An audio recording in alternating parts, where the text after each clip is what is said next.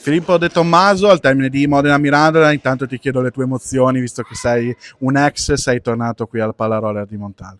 Sì, è sempre bello tornare qui tra compagni, ex compagni, amici, quindi è sempre un piacere comunque tornare qui e rivederli. È chiaro che giocare è un'altra cosa e di sicuro non è stato piacevole giocare oggi, vista la sconfitta, però è comunque bello rivedere amici e compagni.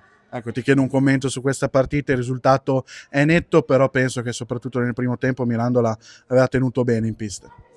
Sì, i primi 15 minuti sì, però alla fine le partite durano 50 minuti e se giochi bene 15 minuti non conta molto, quindi e abbiamo perso la testa come ci succede spesso dopo il primo gol subito e per un errore nostro non riusciamo a rialzarci, non riusciamo a tenere la mente fresca e quindi alla fine subiamo sempre, purtroppo.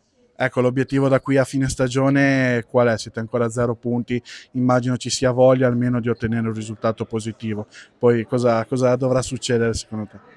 Quello è l'obiettivo, è chiaro che non deve essere un pallino fisso nella nostra testa, deve venire da solo, è chiaro che dobbiamo essere i primi a non crederci perché se non ci crediamo dal primo all'ultimo minuto alla fine le partite le perdiamo. È un'annata particolare, è chiaro che è difficile arrivare a questo punto avendo ancora degli stimoli, però dobbiamo fare il possibile per crederci fino alla fine. Ti chiedo infine un commento su questo girone, bello tosto, insomma c'è Breganza che sarà il prossimo avversario di Modena, ti chiedo come vedi Modena e come vedi il girone in generale.